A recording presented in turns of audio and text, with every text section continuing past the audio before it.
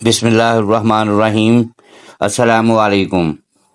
ام المومنین حضرت حفصہ رضی اللہ تعالی عنہا کے والد گرامی حضرت عمر فاروق رضی اللہ تعالی عنہ چھٹے سال نبوت میں نور اسلام سے بہرہ ہوئے، اور اسی دوران ان کے تمام اہل خانہ اس دولت سے سرفراز ہوئے۔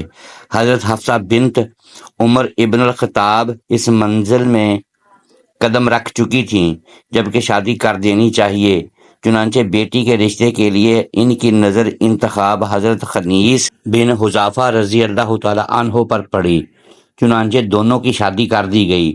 وہ ہنسی خوشی زندگی کے دن گزارنے لگے۔ اسلام اور کفر کی پہلی مڈ بھیڑ میدان بدر میں ہوئی۔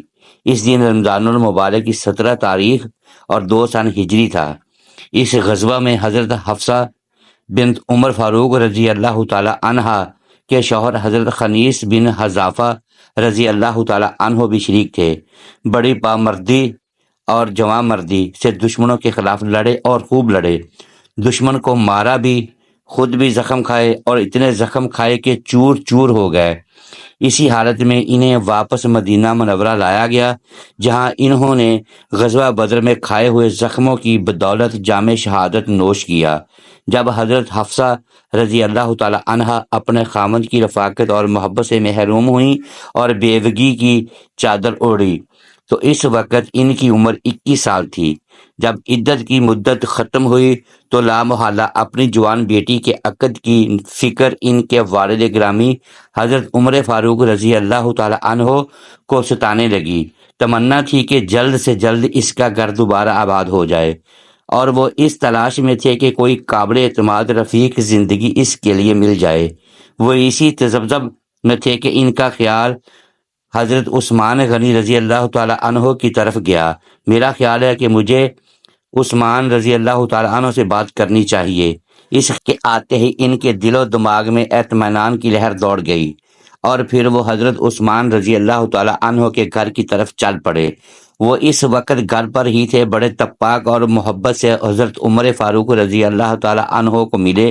ایک غرض تمہارے پاس لے آئی ہے۔ حضرت عمر فاروق رضی اللہ تعالی عنہ نے گفتگو کا آغاز کیا۔ کہو حضرت عثمان غنی رضی اللہ تعالی عنہ، ہم تن گوش ہو گئے۔ تم جانتے ہو حفصہ رضی اللہ تعالی عنہ بیوہ ہو چکی ہیں۔ میں چاہتا ہوں کہ تم اس سے شادی کر لو۔ چند دن دو، سوچ کر جواب دوں گا۔ حضرت عثمان غنی رضی اللہ تعالی عنہ نے جواب دیا۔ کچھ دنوں کے بعد حضرت عمر فاروق رضی اللہ تعالی عنہ پھر حضرت عثمان غنی رضی اللہ تعالی عنہ سے ملے۔ انہیں یقین تھا کہ عثمان رضی اللہ تعالی عنہ مثبت جواب دیں گے۔ کیا سوچا ہے تم نے حفصہ رضی اللہ تعالی عنہا کے بارے میں؟ حضرت عمر فاروق رضی اللہ تعالی عنہ نے پوچھا۔ فی الحال میرا نکاح کرنے کا ارادہ نہیں ہے، حضرت عثمان غنی رضی اللہ تعالی عنہ نے جواب دیا۔ یہ جواب حضرت عمر فاروق رضی اللہ تعالی عنہ کی توقع کے خلاف تھا۔ پھر وہ حضرت ابوبکر صدیق رضی اللہ تعالی عنہ کے گھر کی طرف چل پڑے۔ دونوں دوست بڑے پیار اور محبت سے ملے۔ تھوڑی دیر حضور اکرم صلی اللہ علیہ وآلہ وسلم کے ذکر سے سکون حاصل کرتے رہے، اور پھر حضرت ابوبکر صدیق رضی اللہ تعالی عنہ نے کہا، عمر رضی اللہ تعالی عنہ کس کام سے آئے ہو؟ ہاں، انہوں نے جواب دیا۔ کہو حضرت ابوبکر صدیق رضی اللہ تعالی عنہ نے اپنی پوری توجہ ان کی جانب مرکوز کر دی۔ تم تو جانتے ہو حفصہ رضی اللہ تعالی عنہ بیوہ ہے۔ بالکل جانتا ہوں، تم اس کو اپنا حوالہ عقد میں لے لو، حضرت عمر فاروق رضی اللہ تعالی عنہ نے کہا، اور غور سے حضرت ابوبکر صدیق رضی اللہ تعالی عنہ کا چہرہ دیکھنے لگے، اور کان ان کی آواز سننے کے لیے منتظر تھے کہ کیا جواب دیتے ہیں، مگر انہوں نے اس بات کا جواب نہ دیا، اور اسی طرح خاموشی میں کچھ وقت گزر گیا، اور پھر حضرت عمر فاروق رضی اللہ تعالی عنہ اٹھ کر چلے گئے۔ انہیں اپنے دوست اور دینی بھائی حضرت ابوبکر صدیق کی خاموشی پر سخت تعجب تھا۔ وہ سوچ بھی نہیں سکتے تھے کہ وہ ایسا رویہ اختیار کریں گے۔ دماغ میں پھر سوچوں کا ہجوم ہونے لگا، اور نظروں کے سامنے اور کئی چہرے گھومنے لگے۔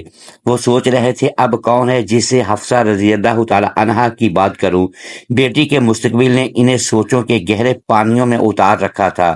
ایک دن وہ بارگاہ نبوی صلی اللہ علیہ وآلہ وسلم میں حاضر ہوئے اور عرض کی، یا رسول اللہ صلی اللہ علیہ وآلہ وسلم، میں نے حفصہ رضی اللہ تعالی عنہ سے شادی کے لیے عثمان رضی اللہ تعالی عنہ سے کہا تو انہوں نے صاف انکار کر دیا۔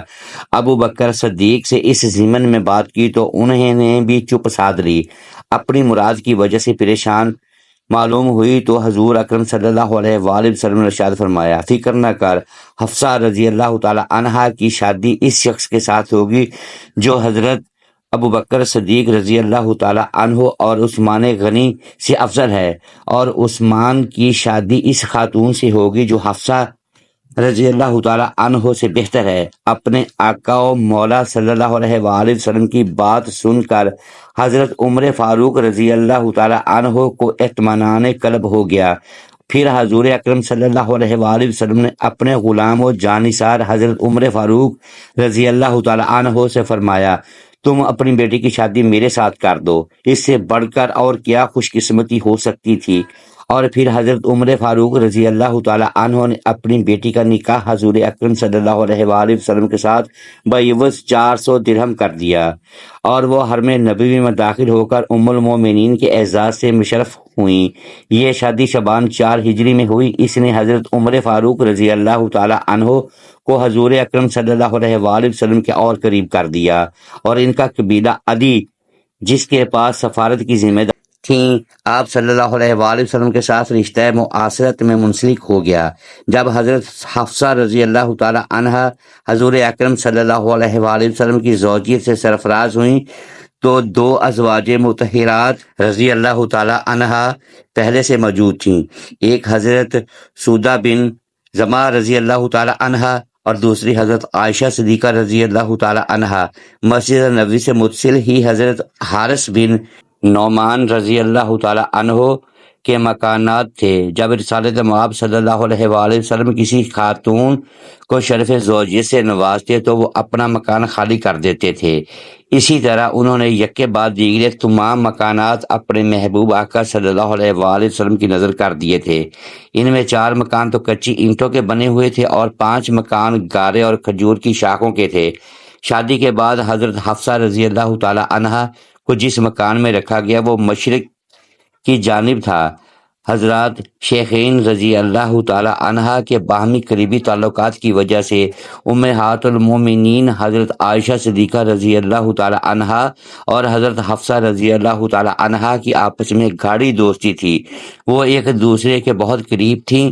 ام المومنین حضرت حفصہ رضی اللہ تعالی عنہ کے مزاج میں قدر تیزی تھی، لہٰذا بعض اوقات گھریلو ماحول کی معمولی سی تلخی پیدا ہو جاتی تھی، لیکن اس مبارک گھر میں جلدی ہی یہ صورتحال محبت اور شفقت اور ملامت اور نرمی کی شیرینی میں تبدیل ہو جاتی تھی۔ حضرت عمر فاروق رضی اللہ تعالی عنہ فرماتے ہیں، اللہ کی قسم، ہم عہد جاہلیت میں عورتوں کو خاطر میں نہ لاتے تھے اور دبا کر رکھتے تھے۔ جب ہم مدینہ آئے تو ہمیں یہاں ایسے لوگ بھی ملے جن پر ان کی بیویاں حاوی تھیں، اور یہی سبق ہماری عورتیں ان سے سیکھنے لگیں۔ ایک دفعہ کسی کام سے متعلق کسی سے مشورہ کر رہا تھا، میری بیوی کہنے لگی، ایسا اور ایسا کر لو۔ میں نے کہا، تمہیں اس بات سے کیا واسطہ؟ بیوی نے جواب دیا، تعجب ہے کہ آپ اپنے کام میں کسی کی مداخلت گوارا نہیں کرتے، حالانکہ آپ کے بیٹی رسول اللہ صلی اللہ علیہ وآلہ وسلم سے تکرار کرتی ہے، جو آپ صلی اللہ علیہ وآلہ وسلم کی رنجیدگی کا باعث بنتی ہے۔ یہ سن کر میں نے اپنی چادر سنبھالی اور سیدھی بیٹی حفصہ رضی اللہ تعالی عنہا کے گھر گیا۔ وہ مجھے دیکھ کر خوش ہوئی۔ میں نے پوچھا، بیٹی کیا تم حضور صلی اللہ علیہ وآلہ وسلم سے تکرار کرتی اور جواب دیتی ہو جو انہیں گراں گزرتی ہے؟ ہاں، بیٹی نے جواب دیا۔ کیا تم اللہ اور اس کے رسول صلی اللہ علیہ وآلہ وسلم کے غضب سے نہیں ڈرتی ہو جو ایسا کرتی ہو؟ اور پھر میں نے اس سے کہا، اللہ کے رسول صلی اللہ علیہ وآلہ وسلم سے کبھی کوئی ایسی بات نہ کرنا جو ان کی طبیعت پر گراں گزرے، اور نہ ان سے کسی چیز کا مطالبہ کرنا، اور نہ ہی تم حضرت عائشہ صدیقہ رضی اللہ تعالی عنہا کی ریس کرنا جو رسول اللہ صلی اللہ علیہ وآلہ وسلم کی محبت پر نازاں ہیں۔ حضرت عبداللہ بن عباس حضرت عمر سے روایت کرتے ہیں کہ نبی کریم نے حضرت حفصہ کو طلاق دی اور پھر رجوع فرما لیا۔ حضرت انس بن مالک سے بھی روایت ہے کہ رسول اللہ نے جب حضرت حفصہ کو طلاق دی تو آپ کو رجوع کا حکم ہوا اور آپ نے رجوع فرما لیا۔ قیس بن زید سے روایت ہے کہ حضور صلی اللہ علیہ وآلہ وسلم نے ایک دفعہ حضرت حفصہ کو طلاق کا ارادہ کیا۔ اتفاق سے اس موقع پر حضرت حفصہ کے ماموں کا ان کے گھر آنا ہوا تو وہ بے اختیار رو پڑیں اور کہنے لگی، خدا کی قسم یہ مت سمجھنا کہ کسی اکتاہٹ یا بیزاری کی وجہ حضرت صلی اللہ علیہ وآلہ وسلم نے مجھے طلاق دی ہے، اور جیسا کہ ارشاد ربانی ہے، اے نبی جب تم طلاق دو عورتوں کو تو ان کو طلاق دو ان کی عدت پر اور گنتے رہو۔ اس وقت تک حضور صلی اللہ علیہ وآلہ وسلم نے صرف پہلی طلاق کا ہی ذکر فرمایا تھا کہ جس کے بعد رجوع کا امکان تو باقی تھا، مگر رسول اللہ صلی اللہ علیہ وآلہ وسلم سے کسی شکایت کی بجائے وہ حضرت صلی اللہ علیہ وآلہ وسلم کا دفاع کرتے ہوئے ذمہ داری اپنے سر لے رہی تھیں، جس سے ان کا جذبہ فدائی ظاہر و باہر ہے۔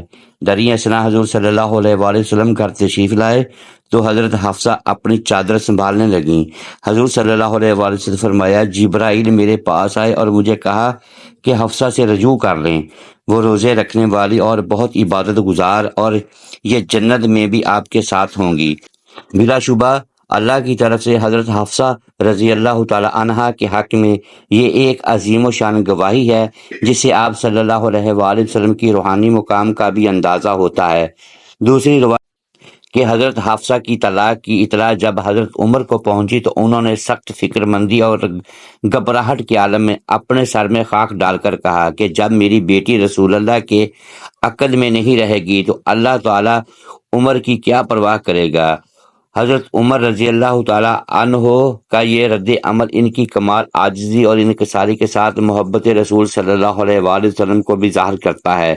الغرض حضرت عمر اپنی تمام تر جرت اور حوصلہ مندی کے باوجود بہت فکر مند ہوئے کہ یہ رشتہ نہ رہا تو خدا معلوم کیا بنے گا۔ اللہ تعالیٰ نے ان کی التجا سنی، چنانچہ دوسری روایت کے مطابق حضرت صلی اللہ علیہ وآلہ وسلم اس موقع پر یہ بھی فرمایا تھا، اللہ تعالیٰ نے مجھے حفصہ سے رجوع کرنے کا حکم دیا ہے، اور اس کا ایک سبب حضرت عمر پر اللہ تعالیٰ کی رحمت اور شفقت کا اظہار بھی ہے، چنانچہ آپ نے طلاق سے رجوع۔ یہ واقعہ ابو داؤد، نسائی، ابن ماجہ اور دیگر کتب طبرانی اور ابن سعد وغیرہ میں مذکور ہے، جو جائے اعتراض نہیں، کیونکہ عام حالات میں طلاق کی ناپسندیدگی کے باوجود اندر ضرورت یہ ایک جائز اور حلال امر ہے، اور نہ صرف خلاف تعلیم قرآن نہیں بلکہ اخلاقی لحاظ سے بھی اس میں کوئی برائی نہیں، بلکہ تقوی کے لحاظ سے ایسی کارروائی پر اندر عقل بھی کوئی اعتراض نہیں۔ عہد عثمانی میں جب اجمیوں کی ایک کثیر تعداد داخل اسلام ہوئی تو قرآن حکیم کی کتاب املا، تلفظ اور تلاوت میں اختلافات کی صورتیں پیدا ہوئیں تو خلیفہ سوم امیر المومنین حضرت عثمان رضی اللہ تعالی عنہ نے ام المومنین حضرت حفصہ بنت عمر فاروق رضی اللہ تعالی عنہ کے پاس جو نسخہ قرآن تھا اس کی نقول کرا کر اپنی مہر کے ساتھ اپنی مملکت کے مختلف شہروں میں بھجوا دی تاکہ ہر جگہ ایک طرح کتابت و قرات ہو اور اختلاف کی کوئی گنجائش نہ رہے، لہٰذا قرآن کی ترتیب و تدوین اور اس کی حفاظت کا سہرا بھی ام المومنین حفصہ رضی اللہ تعالی عنہ کے سر ہے۔ سن 41 ہجری 59 برس کی عمر میں ام المومنین حضرت حفصہ اس دنیا فانی سے کوچ کیا۔